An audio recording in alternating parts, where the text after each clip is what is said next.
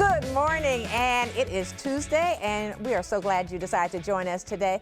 It's going to be a great show. We have a lot going on today, and you know what? We got some good friends in the studio. Let's just say that. We do have some good friends. Absolutely. That's right, that are here. You know what? I've known Clyde for 35, almost 40 years probably. Oh, come on. It is that close. But you know what? You knew me when I was 8? Yeah, that's hilarious. So, but you know what? I just realized today, I didn't really know him at all. Clyde. Well, I found out this weekend I didn't really know me that well at all either. What she's talking about is that I took a 23andMe cheek swab, or however they do that, and came up with a whole lot of stuff. I am surprised at just the mixture. And my mom had the nerve to say, well, you're from all over the world. It's like, well, half of that came from you. But beyond the obvious, I'm like 69% sub-Saharan African, which Nigerian, and a variety of that sort of thing. And then there's some African hunter-gatherers and all that kind of stuff. I'm about 13% Northwest European. Really? Mostly British and Irish, a little French and German. They're at war inside of me, and then some Southern European. What really amazed me, though, is for the longest time in our family, we just thought we had a substantial portion of Native American ancestry. Yeah. Not really. About 1%. About 1%. About 1%. So okay. we've got to revive the family booklet. Oh, okay. Yes, indeed. And so then, would you recommend it? Was it a good experience for you? it was educational for sure. Yeah, there's some work that goes into getting it done, and a little cost to it, but man, it was just fascinating when you get this and find out. The other thing that you get is a list of the folks to whom you're related who have agreed to be on the list. Oh, okay. I am amazed at some of the folks who popped up on the list, none of whom I know, but just the breadth and diversity of where your genes take you. So do you think you'll get to know them? You'll go and say, hey, cuz, give them a call? I think some of them aren't ready for that shock yet. I'm not sure I want to do that to some of my quote unquote relatives. You know, this was also about, they had some health information for you as well. Right, Clyde? We spent a lot of time in the office this morning talking about some of the health issues I have, some of which have some fairly interesting names. But in most instances, I'm a carrier and not a direct sufferer of that. Okay. We're not going to name the one that we all talked about this morning.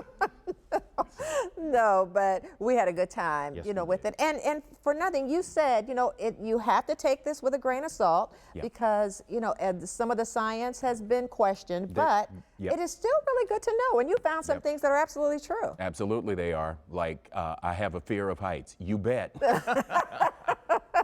And you prefer vanilla ice cream over chocolate? Every time. All right.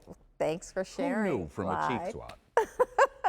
Well, you know how we like observing national holidays. Most are about food or goofy stuff. But this morning, something a little more serious. It's National Battery Day, and dedicated to understanding all the ways batteries improve our lives. And that includes car batteries, which we take for granted until they don't work. Right, Clyde? Oh, you better believe it. How many times has that happened to you, right? Well, back with us today is Ryan Hillenbrand of Herb's Garage to give us some common sense tips about caring for the battery in our car. Ryan, thank you so much for being with us. Yes, sir. Excited to be here. All right, true or false, our batteries have survived the winter, so they're going to be A-OK. That's true, but there's a caveat. And that caveat being, the summer is actually what's hardest on the battery. No kidding. It is. One of the byproducts of the chemical reaction in the battery is lead sulfide in water. So that water, when it gets really hot, evaporates.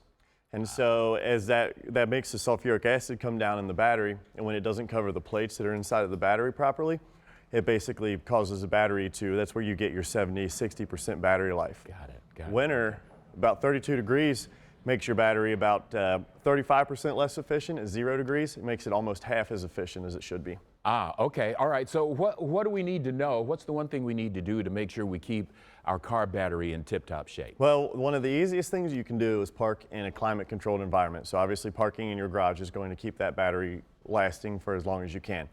When you Winter and summer? Winter and summer. Okay. Definitely. When you go in for an oil change, definitely want to have them check your battery terminals, make sure there's no corrosion, make sure the connections are good. A bad connection can cause shorts and other things like that. So those are your two main factors. Now, how long should we expect a battery to last? You know, we buy them and they say, oh, this battery will last 48 months. This one will last 65. Many years ago, there was a lawsuit and they used to prorate batteries. So you would go in and you would get a percentage of your money back. That lawsuit basically eliminated that. So now batteries are usually 18, 24, or 36 months. So, you know, the businessman in the battery world decided they're going to make these batteries last that long. So realistically, you should expect your battery to last about 3 years. From that point on, you should be diligent about getting it checked. Okay, so if we were in the market right now for a replacement battery, a new battery, whatever, what would you recommend we focus on? Probably the warranty. The warranty is probably the biggest thing. That warranty is going to tell you that that battery is actually made pretty well. A cheaper battery is going to have an 18 months, so a 1.5 year warranty, and you can probably expect it to last that long. There's only 2 battery manufacturers really that are out there. So buying brands does not necessarily make a lot of sense because they're virtually made the same. So buying that warranty is what's going to give you the peace of mind. And a lot of batteries offer roadside assistance, overnight hotel stays, and those kind of things as a warranty that go along with them. How about that? So is there any one thing we do that drains a battery more quickly than others? Short that trips, we ought to avoid? Short trips, extreme amount of accessories in cars. Newer cars have a ton of electronics on them. Yeah, they do. So that's going to drain your battery. You know, making sure all your lights and everything are turned off. Obviously, when you exit your car, a lot of lights stay on until until you're away from the car. So those things are all going to drain your battery. So just being aware of your situation, trying to make sure that you don't have too many accessories unplugged, buying a little bit more high dollar accessories like your phone charger and stuff. Some of the cheaper ones can short out and cause issues as well. Okay, all right, something to think about, Ryan. Sure. Thank you so much for sharing that. Yes, with sir. us. Thank you. Indeed. Mona? Well, health and fitness, you know, those are very important to a happy life and a key to fit body and mind. And it is a sound diet. I'm sorry about that.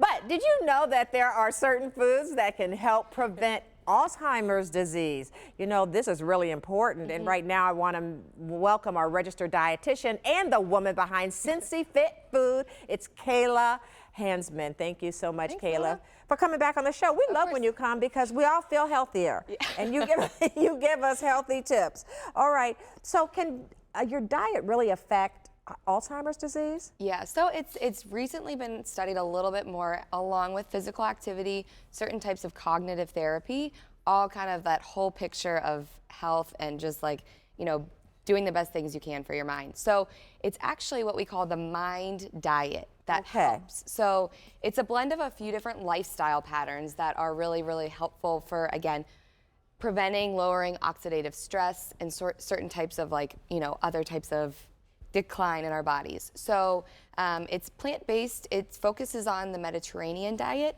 but kind of adds in that aspect of very plant-based and then a lot of green leafies. So spinach, kale, collards, all the greens that we can pack in there. We're looking for at least 6 servings a week.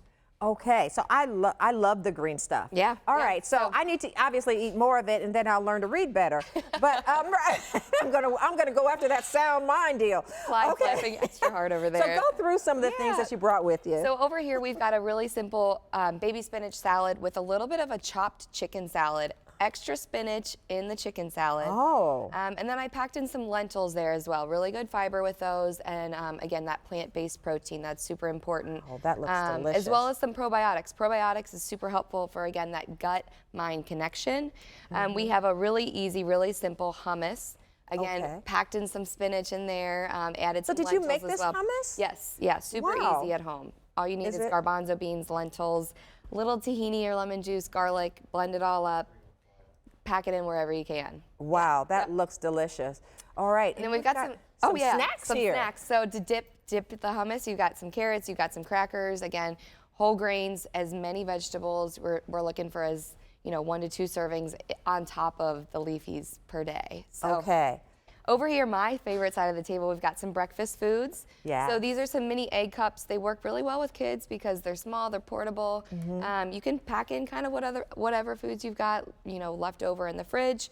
And you can also use some frozen spinach. So don't feel like you need to always buy the fresh in the, in the grocery Oh, store. Vary it good. up a little bit. Yes. That's my type of thing. Okay. And then these fun guys over here, some sweet potato toast. So again, So how getting do you some make- of those vegetables How in. do you make that sweet potato toast? So you're very careful with a knife. You slice it down. You can roast it in any number of ways. You can actually put it in the toaster too if you'd like. Wow. Yep, so crisp it up, top it with some peanut butter, some yogurt, nut butter, and fruit, and you're on your way.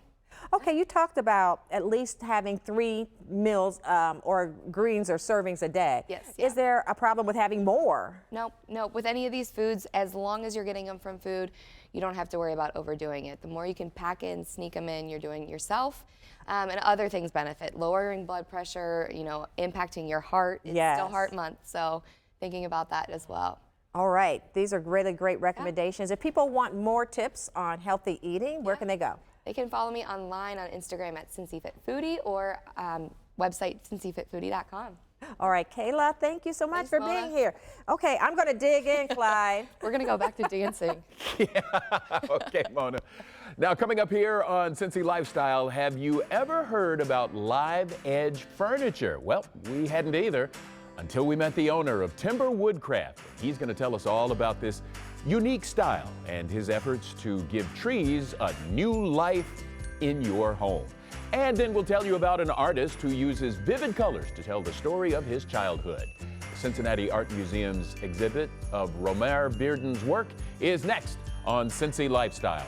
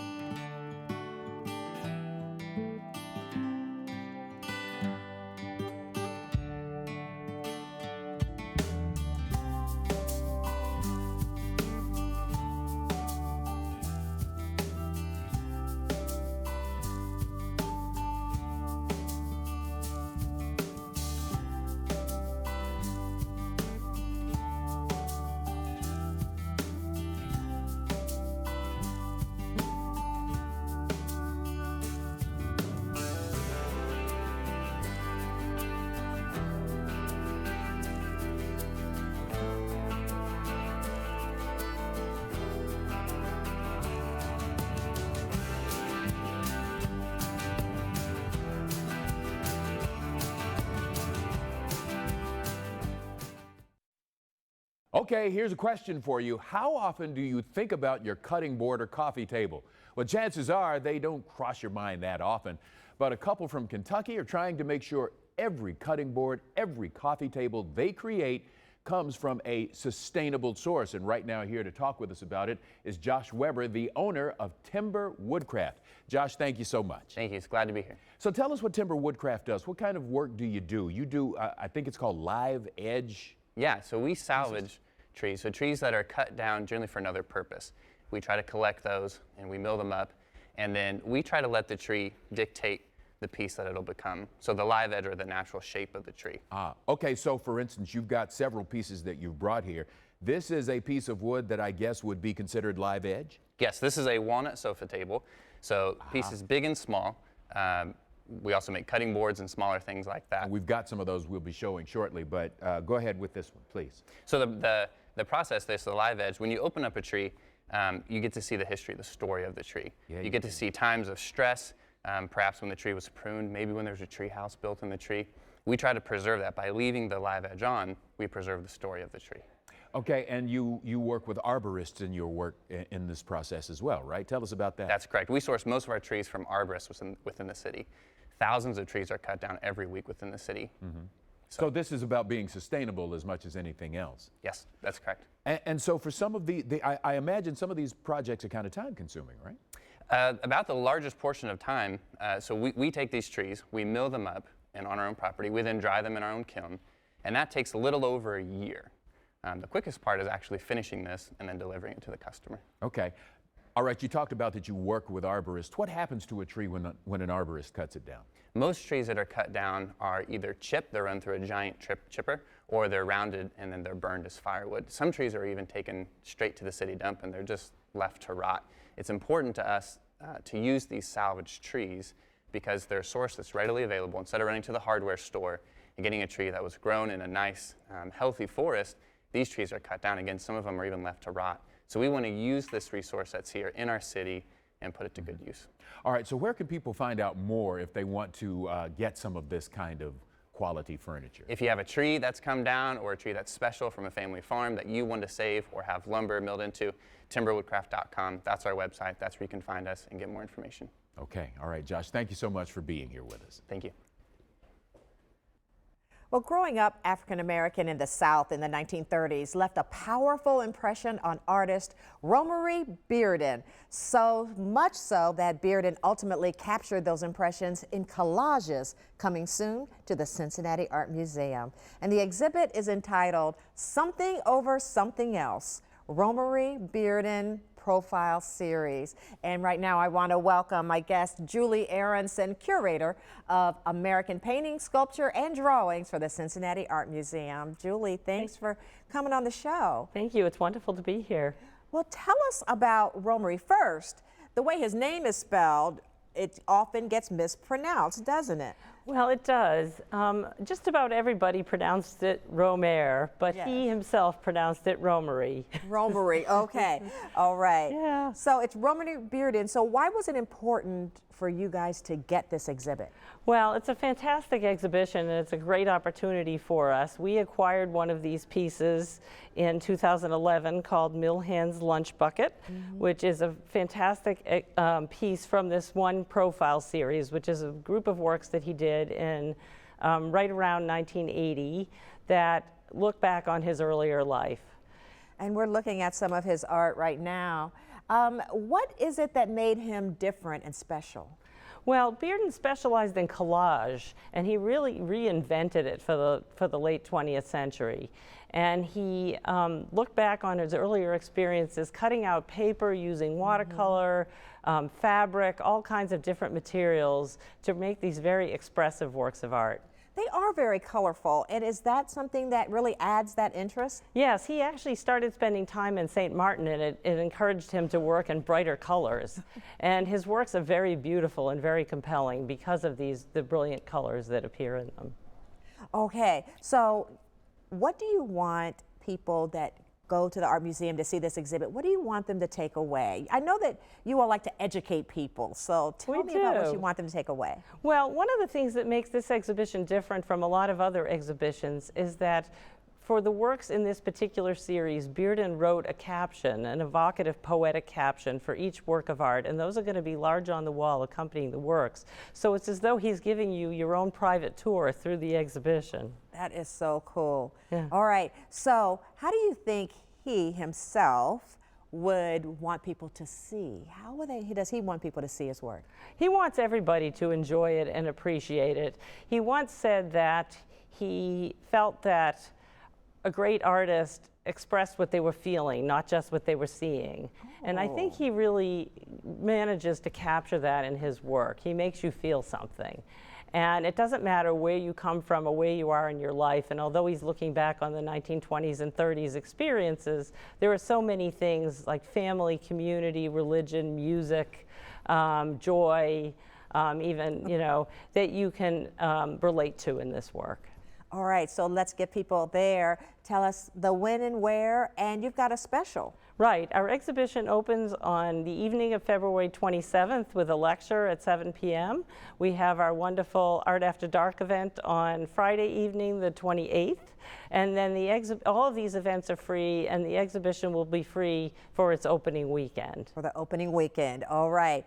Thank you, Julie, for coming on and sharing this with us. I'd not heard of him before, but I'm really anxious to see it. Romery. All right, Yes. Bearden. Romery Bearden. Thank you so much. You're welcome. Clyde. All right, Mona, thanks a lot. We'll be back with more Cincy Lifestyle on the other side of the break. Plus, by the way, be sure to check us out on Instagram. We post all kinds of behind-the-scenes pictures from here on the set, in the studio, and while we're out in the community. So, once again, be sure to follow us on Instagram at Cincy Lifestyle. We'll be right back.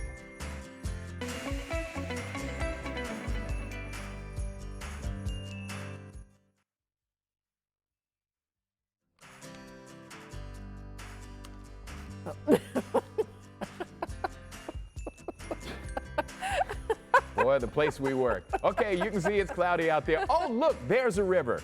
PK, the director, thank you very much for bringing that to us. Now, coming up tomorrow here on Cincy Lifestyle, we've got some locally made soul food on the show. Right, Mona? Ooh, I can't wait for that. Peyton's know. place. Whose? Let's see. It's Peyton's place, yeah. They will be in the studio with dishes made from the heart. It's all a part of Cincy Lifestyle's features of new and growing Black businesses in our community. Look at that. Oh, that yes. looks delicious. Yes, indeed. Then we're not going to bat an eye at this national holiday. It's National Lash Day. A local beautician will be here to answer our questions about ways we can achieve luscious lashes, all that so much more tomorrow, 10 here on Cincy Lifestyle. Man, I like that soul food coming. I hope she's gonna bring, if she's watching today, bring some for everybody. And that's Cincy Lifestyle for today. Go ahead, You're out here on Clyde. your own. I'm not rescuing you. You're on Make it your a own. great day.